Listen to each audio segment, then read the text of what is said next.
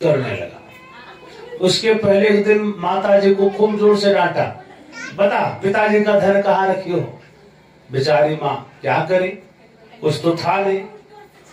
बोला बेटा तुम हमको गाली देगा, अगर नहीं धन बताया तो मारूंगा भी। रात्रि को बड़ा अपमान लगा, कुएं में जाकर अपने प्राण को त्याग दी। रात्रि काल की बेला अब तो और स्वतंत्र हो गया।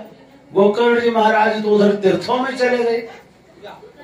और जब सारा धन वेश्याओं ने हड़प लिया और धुंधकारी चोरी करने लगा, क्योंकि वेश्याओं को धन चाहिए प्रत्येक दिन, नहीं दोगे तो उल्टा तुमको छोड़ देगा, मार देगा, कुछ भी कर सकते, फंसा देगा। सज्जनों, चोरी जब करने लगा, एक दिन बहुत बड़ा राज दरबार में डाका डाल दिया। अब बहुत सारा सोना चांदी हीरा मोती लाए। वेश्याओं को लगा कि यदि राजा साहब को यह बात पता चल गया तो वो तुरंत इसको पकड़ करके ले जाएंगे और 4 लाठी अगर इन पर पड़ा तुरंत नाम हम पांचों का ही ले लेगा।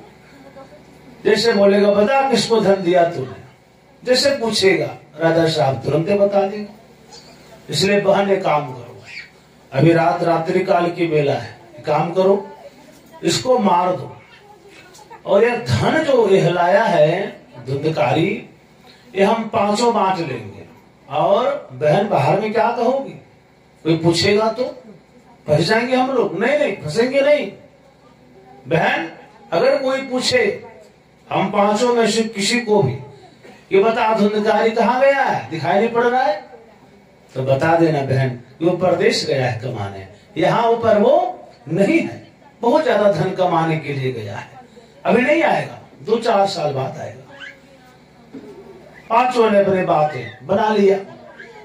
अब धन तो बांट लिया और धुंधकारी को खूब मदिरा पिलाया, खूब मदिरा पिलाया, मूर्छित कर दिया। जब वो मदमस्त हो गया, चारपाई में उसको बांध दिया हाथ पैर, और जलते हुए अंगारों से उसके मुंह पर जब मारने लगा तो बेचारा तड़प तड़प के अंत समय में मर गया। जब मर गया तो वहीं पर जमीन खोदकर वेश्याओं ने, कितनी हिम्मत होती है, स्त्री नाम नहीं तो विश्वासो दुष्टानाम कार्य बुधा, पैसे पर बिकने वाली स्त्रियों पर भरोसा नहीं किया जाता है। तो वहीं पर जमीन खोद के धुंधकारी को गाड़ दिया, ऊपर से लिपा पोती कर दिया और घर छोड़ के पांचों चल दी। अब कोई पूछे तो वही बराबर वाली बात, परदेश गया है कमान। अब क्या हुआ सज्जनों, अब धुंधकारी भयंकर प्रेत बन गया, क्योंकि था तो ब्राह्मण लेकिन कर्म उसका खराब था, कर्म नीच था। वर्ण के साथ साथ आपका कर्म भी ऊंचा होना चाहिए। सज्जनों, अब क्या हुआ, धुंधकारी प्रेत बनकर भटकने लगा। उधर जब गोकर्ण जी महाराज को इस बात का पता चला, वो गए गया जी में श्राद्ध कर दिए उनके लिए। अब एक दिन की बात है कि रात्रि काल की बेला में गोकर्ण जी महाराज तीर्थों में भ्रमण करते करते अपने घर पर आए कि चलो भैया शांति बनाए हुए रखें सभी और प्रेम से कथा श्रवण करें। बोल वृंदावन बिहारी लाल की जय। सज्जनों, अब गोकर्ण जी महाराज साफ सफाई करके जैसे सोने के लिए गए, तैसे देखते हैं कि एक कोने में जो है एक जीव कोई आया। वो कभी हाथी का रूप लेता है, कोई भेड़ा का रूप लेता है, कभी इंद्र का रूप लेता है, बड़ा चेहरा बदल रहा है। गोकर्ण जी महाराज पूछे कौन हो तुम, कहां से आए हो। अब केवल इशारा करता, गोकर्ण जी महाराज समझ नहीं पाते। उनको लगा कुछ उपाय करना होगा, कमंडल से जल निकाल कर छिड़क दिए। जैसे जल छिड़के, गोकर्ण जी महाराज तपस्वी थे, सिद्ध पुरुष थे महाराज, वाचाल शक्ति आ गई। तुरंत वो प्रेत बोलने लगा, क्या कि हम भ्राता त्वदीयोऽस्मि धुंधकारी नामतः स्वकीय नैव दोषेण ब्रह्मत्वं नाशितं मया। सज्जनों, प्रेत बोला, भैया मैं आपका भाई धुंधकारी हूँ, पहचानिए भैया। अरे धुंधकारी तुम हो? हाँ भैया, तो तुम्हारे लिए गया जो मैं श्राद्ध किया था, क्या तुझे मुक्ति नहीं मिली? भैया गया श्राद्धम सतेनापि मुक्तिर्मे न भविष्यति। गया जिसे सबको मुक्ति नहीं मिलती है, नहीं मिला धुंधकारी को। भागवत जी के अनुसार गया श्राद्ध के बाद भी उसको मुक्ति नहीं मिला। क्यों? ब्राह्मण वर्ण में जन्म तो लिया, कर्म नीच का रहा।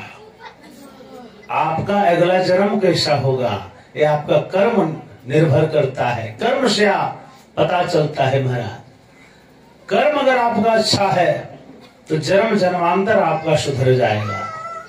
महान कर्म होता है, मनुष्य नहीं। महात्मा क्यों कहा जाता है? महान विचारों वाला जो पुरुष हो उसको महात्मा कहते हैं। केवल लाल पहन लेना ये महात्मा का लक्षण है। अगर विचार उत्तम है वही महात्मा श्रेष्ठ है। बोल वृंदावन बिहारी लाल की जय। तो भैया ब्राह्मण में जन्म तो लिया लेकिन कर्म मेरा खराब था, इसलिए भयंकर प्रेत बना हूं भैया। छोटा मोटा प्रेत रहता तो मेरी मुक्ति हो भी जाती, गया श्राद्ध से मुक्ति हो जाती। लेकिन बहुत हाई मॉडल का मैं प्रेत हूं, इतनी आसानी से मुक्ति नहीं होगी। तो चलो कुछ तो उपाय करना होगा भैया। गोकर्ण जी महाराज बोले भी जाओ तुम, हमको आराम कर दे दो, कल कुछ न कुछ तो उपाय जरूर करो। चला गया प्रेत। प्रातः काल गोकर्ण जी महाराज उठे, स्नान ध्यान किए और सूर्य भगवान को अर्घ देने के लिए गए। हम लोग अर्घ मिस्टेक हो जाता है, कई लोग नहीं भी दे पाते, इतना काम हो जाता है। देना चाहिए, देना चाहिए। सज्जना, भगवान श्री सूर्य नारायण को आज तक वो लाइट जला रहे हैं आपका घर का, आज तक बिल भेजे हैं? कभी नहीं। और इलेक्ट्रिसिटी डिपार्टमेंट तुरंत भेज देता है, महीना खुला और निर्धारित तारीख को बिल पहुंच जाता है। नहीं भरिएगा कनेक्शन काट देगा। लेकिन वो सूर्य भगवान जो प्रकाश दे रहे हैं, आज तक कभी किसी को कुछ मांगे? एक लोटा जल वो मांगते हैं, वो अपने लिए नहीं, आपकी भलाई के लिए। आपका सौंदर्य बढ़िया रहेगा, आपका स्वस्थ बढ़िया रहेगा। इसलिए महाराज सूर्य नारायण भगवान जैसे गोकर्ण जी महाराज अर्घ दिए वो प्रकट हो गए। महाराज क्या बात है गोकर्ण जी, आप उदास? बोले हे प्रभु, हे सूर्य नारायण, हे भगवान, प्रभु मेरी एक चिंता है। क्या हुआ? तो मेरा भाई बहुत बड़ा प्रेत बन गया है, बड़ा भयंकर प्रेत बन गया, उसकी मुक्ति कैसे होगी? कोई उपाय बताइए। सूर्य नारायण भगवान बोली, हे गोकर्ण जी महाराज, तो ऐसा भागवती वार्ता आप सप्ताह वाचन कराइए महाराज, भागवत कथा कराइए। यदि आप करवाते हैं तो आपके भाई को प्रेत जोनी से मुक्ति अवश्य हो जाएगी। गोकर्ण जी महाराज बड़ा प्रसन्न हो गए। वाह प्रभु, इतनी बड़ी चिंता का निवारण आपने तत्क्षण कर दिया, धन्य है आप। गोकर्ण जी महाराज आए, सुंदर सा मंडप बनाए और मंडप बना करके सारे लोग ऋषि मुनि वहां पर आने लगे। महाराज देखिए, साधु संत जो होते हैं ना, वो हरि कथा के भूखे होते हैं। कहीं भी कथा अगर हो रही हो तो साधु संत अपने मन से पहुंच जाएंगे, आपको बुलाने की आवश्यकता भी नहीं है। सारे ऋषि मुनि जुटने लगे महाराज कथा श्रवण करने के लिए। धुंधकारी का आवाहन वहां गोकर्ण जी महाराज किए हैं, अरे भैया आओ कथा सुनो। धुंधकारी आता तो हवा उड़ा देता, प्रेत था। तो वही कथा मंडप के बगल में सप्त ग्रंथि का बांस पड़ा था, उसमें आकर धुंधकारी प्रवेश किया है। और पहले दिन की कथा से पहली ग्रंथि चटक गई, दूसरे दिन की कथा से दूसरी ग्रंथि चटक गई, सातों दिन की कथाओं से सातों ग्रंथियां चटक गई। सातवें दिन क्या दिखते हैं महाराज गोकर्ण जी, ये आकाश मार्ग से विष्णु पार्षदों के साथ धुंधकारी दिव्य रूप में आकाश मार्ग से नीचे की ओर आ रहे हैं, विमान पर सवार होकर। महाराज गोकर्ण जी महाराज बोले तुम कौन हो? भैया अरे मैं तो ही आपका भाई धुंधकारी हूं, पहचाना नहीं? अरे भैया इतना सुंदर चेहरा, साक्षात विष्णु पार्षद तुम्हारे साथ में, कैसे पहचाने? अरे भैया मैं ही आपका भाई धुंधकारी हूं। अच्छा ऐसा कैसे? मेरी कथा के प्रभाव से भैया, आपकी श्रीमद् भागवत कथा के प्रभाव से मेरा प्रेत जोरी छूट गया, मैं मुक्त हो गया हूं भैया। महाराज गोकर्ण जी महाराज विष्णु पार्षदों को बुलाए, भैया इधर आइए। क्या महाराज? बोले अत्रैव बहवः सन्ति श्रोतारो मम निर्मला आनितानि विमानानि न तेषां जुगपत कुतः। अरे महाराज अत्रैव बहुनाम भक्तानाम तिष्ठन्ति सन्ति, यहाँ बहुत सारे भक्त बैठे हुए हैं, तो केवल धुंधकारी के लिए विमान क्यों आया? क्यों आया महाराज? अगर कथा में शक्ति है, अगर कथा सत्य है, अगर भगवान सत्य है, यदि यह वाणी सत्य है, तो विमान सबके लिए क्यों नहीं आया? क्योंकि यहाँ अनेकों श्रोता बैठे, किसी एक को स्पेशल कुछ दिया जाए, अन्य लोग कहेंगे हम लोग क्यों नहीं, क्यों हमको नहीं मिला? तो वही वहां पर गोकर्ण जी महाराज कह रहे हैं कि भैया इतने सारे लोग जब बैठे विमान एक के लिए, वहां भेद विभेद क्यों? विष्णु पार्षद बड़ा सुंदर जवाब देते हैं, क्या? श्रवणश्च विभेदेन फल भेदोऽत्र प्रसंस्थितः श्रवणं तो कृतं सर्वे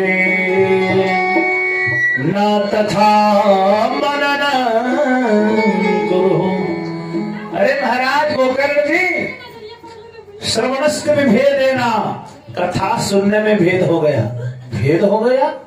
अरे महाराज यहाँ कोई बहरा थोड़ी बैठा हुआ है, सबके पास दुकान है, धुंधकारी के पास दुकान है, औरों के पास भी दुकान है महाराज, कोई बहरा थोड़ी। तो महाराज बात बहरीपन की नहीं है, तो जो बात कथा सुनने की पद्धति से है, कथा सुनते हैं तो हजारों, लेकिन जिन्होंने चिंतन किया, कथा का प्रभाव उसी पर पड़ता है। मास्टर पढ़ाते हैं सैकड़ों बच्चों को, हजारों बच्चों, हजारों बच्चा तुरंत नौकरी नहीं लग जाता है। किसका लगता है? 1000 में से अगर 10 का लगा, क्यों लगा? जो पढ़ने के लिए बैठे हैं उतने सारे, लेकिन वो 10 जो था वो पढ़ा नहीं, उसके साथ गुना मेहनत किया, उसका चिंतन किया, अभ्यास किया, स्वाध्याय किया, पढ़ा तो हजारों। उसी तरह से जनाओ कथा हजारों लोग श्रवण कर रहे हैं, लेकिन कथा सफल उन्हीं का होता है जो कथा चिंतन करते हैं। पहले सुनिए, फिर मनन करिए, फिर चिंतन करिए, तब आपका काम बनेगा। श्रवण कर सुनना भी बहुत बड़ी बात है, श्रवण करना भी। देखिए नवधा भक्ति में पहले श्रवणम है, श्रवणम, तो सुनना भी एक भक्ति ही है सज्जनों, और सुनने की बहुत बड़ी महत्ता है। कथा देखिए, एक स्वर्णकार था महाराज, तो 2 मूर्ति बनाया, वशिष्ठ मुनि की मूर्ति, और महाराज दोनों मूर्ति का वजन बराबर था। अब क्या हुआ, नुवासे मैदान में दोनों मूर्ति लेकर गया या स्वर्णकार, एक का कीमत 500, दूसरे का कीमत 1 लाख। सारे लोग आ रहे हैं, अरे महाराज 1 लाख की मूर्ति में सोना चांदी लगा है? नहीं नहीं, दोनों पीतल की मूर्ति बराबर वजन, कीमत में इतना फर्क, इसका कीमत क्या है ये तो आपको बताना है। एक का 500 है, दूसरे का 1 लाख। महाराज उतने ही देर में उनके गुरुजी आ गए, स्वर्णकार का जो गुरुजी था। गुरुजी आए, क्या बात है चेला, कौन सा मूर्ति बनाए हो? तो गुरुजी कुछ नहीं, वशिष्ठ मुनि की मूर्ति है। और कीमत क्या है? तो कीमत तो एक का 500, एक का 1 लाख। अच्छा किसका कितना? एक गुरुजी आपको बताएंगे। गुरुजी एक मूर्ति उठाए और पतला सा धागा लिए, उसके कान में जब डाले तो इस कान में जब डाले तो उस कान से धागा बाहर निकल गया। गुरुजी बोले 500 की है जी। गुरुजी हमने पहचान लिया। और दूसरा मूर्ति जब उठाए गुरुजी और जब कान में धागा डाले तो धागा उस पार नहीं निकला, धागा नीचे की ओर चला गया। बोले ये तो 1 लाख रुपए की है। जी गुरुजी आप बहुत सुंदर पहचाने।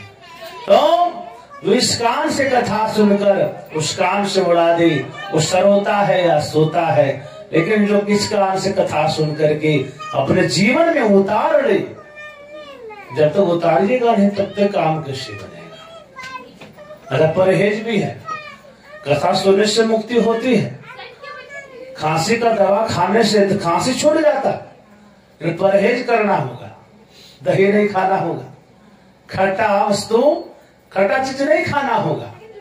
लेकिन आप दवाई भी खा रहे हैं और खटाई भी खा रहे हैं तो आपका खांसी खत्म नहीं होगा और बढ़ जाएगा। उसी तरह कथा सुनने से मुक्ति होती है, ये परहेज करना होगा। क्या? काम से, क्रोध से, लोभ से, अहंकार से। अगर परहेज करिएगा तभी कथा का पावर आपके ऊपर आएगा। और वृंदावन बिहारी लाल की जय। ओम जरा देर ठहरो राम, जरा देर ठहरो राम, तमन्ना यही है अभी हमने जी भर के देखा।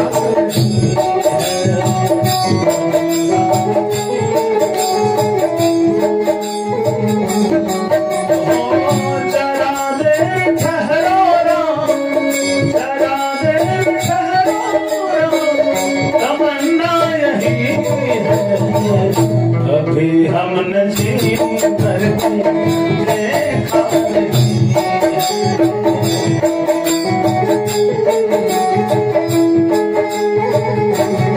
जय हो।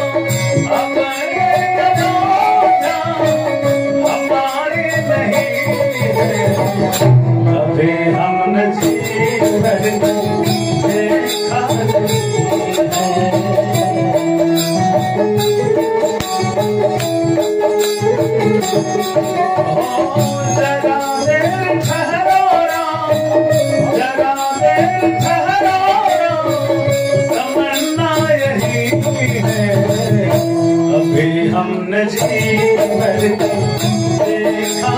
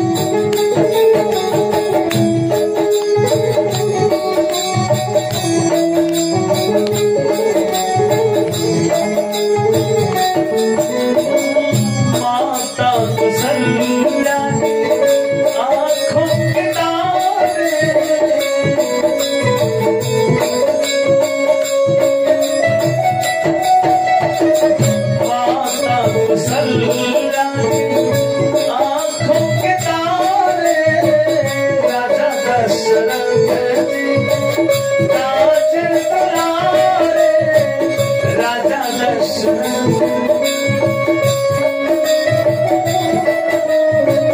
तभी तो अयोध्या को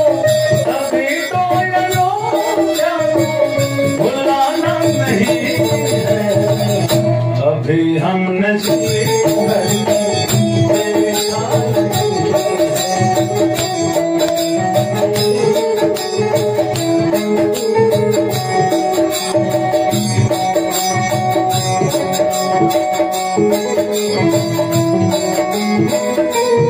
जय श्री राम।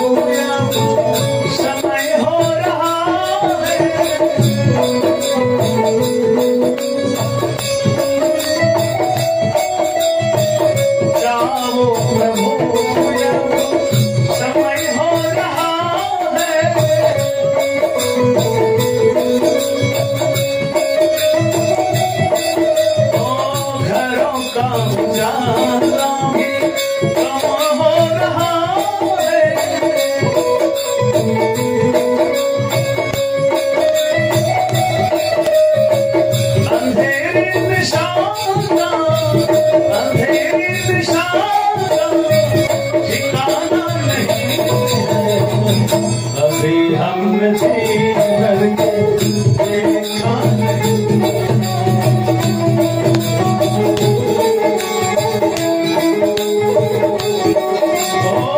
जरा देर ठहरो राम, जरा देर ठहरो राम, तमन्ना यही है अभी हमने करके देखा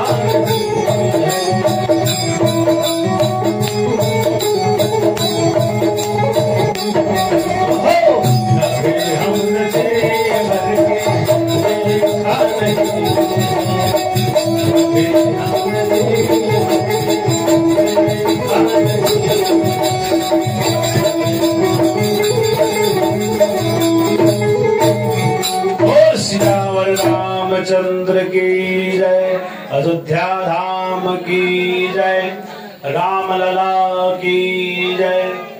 तो जरा इस प्रकार से श्रवण करने की पद्धति है। श्रवण करना, चिंतन करना, उसके बाद उसको जीवन में उतारना। कथा केवल श्रवण करने से नहीं। बुखार लगा है आपको और डॉक्टर के पास जाके महाराज आप दवाई के बारे में पूछे कि बुखार कैसे हटेगा डॉक्टर साहब, इसका आप मेडिसिन लिख दीजिए, दवा जो जरूरी हो। दवा लिख दिए महाराज, एक बार पढ़ दीजिए महाराज दवा को। डॉक्टर साहब पढ़ दिए, और आपका बुखार हट जाएगा क्या? नहीं हटेगा।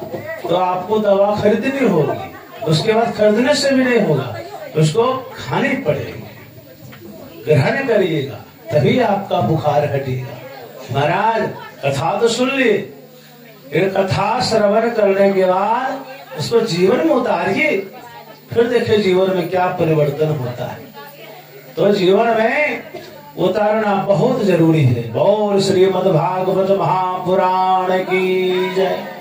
सज्जनों, अब इधर विष्णु पार्षदों ने सारी बातें समझाकर गोकर्ण जी महाराज को, हे प्रभु फिर से आप श्रीमद् भागवत कथा करवाइए, फिर से सभी लोगों के लिए विमान आएगा, ये मेरा वचन है। सज्जनों, विमान का माने क्या होता है? देखिए कि कथा में एक बुढ़िया माता पंडित जी महाराज से प्रश्न करी हे पंडित जी महाराज, आप कहते हैं धुंधकारी एक बार भागवत कथा श्रवण किया तो उसके विमान आ गया, तो मैं तो अपने जीवन भर में 50 कथाओं को मैं श्रवण कर चुकी, 50 बार, तो आज तक विमान नहीं आया, आखिर कब आएगा? पंडित जी महाराज बोले, क्या माता जी आप तैयार हैं जाने के लिए? विमान आएगा आप जाओगी? बस महाराज मैं तो रेडी हूं। समझिए, विमान का बहुत सुंदर अर्थ है, विगता मान विमान, विगता मान, जिस कथा को श्रवण करने के बाद आपके मन से, आपके चित्त से मान अभिमान का लालसा निकल जाए तो समझिए आपके लिए विमान आ गया। और कथा श्रवण करने के बाद भी यदि आपके मन में मान सम्मान की लालसा है, अहंकार आपके मन में बैठा हुआ है, समझिए आपके लिए विमान अभी तक नहीं आया। तो सज्जनों, ये बात है, जीवन को दिव्य बनाना अपने हाथों में कला होती है। सज्जनों, फिर से समय आया, फिर से गोकर्ण जी महाराज श्रीमद् भागवत कथा का बृहद आयोजन करवाए और सारे लोग बैठे और सबों के लिए विमान आया। सज्जनों, तो श्रीमद् भागवत कथा की महिमा का गान जहां तक की जाए वहां तक कम है। सज्जनों, महिमा अपरंपार है। एक बार व्यास जी महाराज सरस्वती नदी के तट पर बैठे हुए थे। महाराज चिंतन कर रहे थे, ध्यान में मग्न थे और घोर कलयुग को देख रहे थे। महाराज, घोर कलिकाल आने वाला है और घोर कलयुग में प्राणियों का जो व्यवहार है बड़ा बदल जाएगा। कैसे? मंदा सुमंद मतयो मंद भाग्या उपद्रुता। देखिए, अगर भाग्य मंद हो और मनुष्य बुद्धिमान हो तो उसका काम चल जाता है। यदि बुद्धि मंद हो और भाग्यशाली हो तो उसका भी काम चल जाता है। लेकिन कलयुग के प्राणियों का हाल क्या है? भाग्य भी मंद और बुद्धि भी मंद, तो काम कैसे चलेगा? सज्जनों, घोर कलिकाल के प्राणियों को किसी भी चीज को निष्कर्ष करने में बिना गुरु कृपा के बिना आप नहीं कर सकते। यदि आप सत्संग से जुड़े हैं, देखिए कलयुग तो है, इसमें भी प्रभाव नहीं आएगा। कहाँ? जहाँ पर हरि भजन होगा, जहाँ हरि कथा होगा, जो मनुष्य भगवान का भजन करेंगे, कलि को भी स्थान दिया गया है। आदि आप झूठ बोल रहे हैं। किसी ने प्रश्न किया महाराज कि परीक्षित जी महाराज तो सोने में भी वास बता दिए श्रीमद् भागवत जी के अनुसार, तो क्या सभी सोने में कलयुग का वास है? महाराज, तो सभी स्वर्ण में कलयुग का वास नहीं है और ना हर एक जगह पर है। कहां पर? आदि आप झूठ बोल रहे हैं, आदि आप जुआ खेल रहे हैं। जुआ क्या है? साक्षात कलयुग का ही रूप है। वहां बैठने के बाद पांडवों का जब बुद्धि काम नहीं किया, हम लोग क्या है? सज्जनों, जुआ में बैठने के बाद मनुष्य सब कुछ हार जाता है, उठने के बाद ही पता चलता है हम क्या। वृंदावन बिहारी लाल की। तो इस सब में कलियुग का वास रहता है। और स्वर्ण जो अन्याय के द्वारा अर्जित किया हुआ स्वर्ण है, जो अन्याय के द्वारा अर्जित किया हुआ धन है, इस सब में कलियुग का वास रहता है। दिखने में तो बड़ा लगता है, अन्याय से अर्जित किया हुआ धन जाने में कुछ ही क्षण लगता है। तो इस सब में कलियुग का वास रहता है। इसलिए यदि आप भगवान का भजन कर रहे हैं तो आप पर कलि का प्रभाव नहीं आएगा। तो भगवान से जुड़े रहिए, सबसे मुख्य बात यह है। सरस्वती नदी के तट पर व्यास जी महाराज बैठे थे। 4 वेदों की रचना कर चुके हैं, ऋग्वेद, यजुर्वेद, साम, अथर्ववेद, पंचम वेद, महाभारत, 1.25 लाख श्लोकों वाला ग्रंथ महाराज। लेकिन फिर भी उनको संतुष्टि नहीं मिल रही, कुछ तो कमी रह गई। कुछ तो हमसे छूट रहा है। व्यास जी महाराज सोचने लगे कहाँ छूटा महाराज। अब जैसे चिंतन कर रहे थे उसी समय उधर से नारद जी महाराज आ गए। क्यों? व्यास जी भी भगवान के बता रहे। तो भगवान जितने भी देवी देवता हैं जहां चिंतन करने लगे वहां नारद जी तुरंत आ जाते हैं। असुर भी हो तो वही हाल, नारद जी कहीं भी जा सकते हैं। उनको उतना परमेश्वर मिला हुआ है। नारद का अर्थ क्या हुआ? नारम ज्ञानम द्यति अज्ञानम खंडयति नारद। और एक अर्थ ये भी है कि ना रद, जिनकी बात देवता लोग भी रद नहीं कर पाते हैं, वही नारद है। उनकी लीला अपरंपार है महाराज, क्या कहना है। अब नारद जी महाराज व्यास जी महाराज के पास चले आए। श्रीमन नारायण नारायण नारायण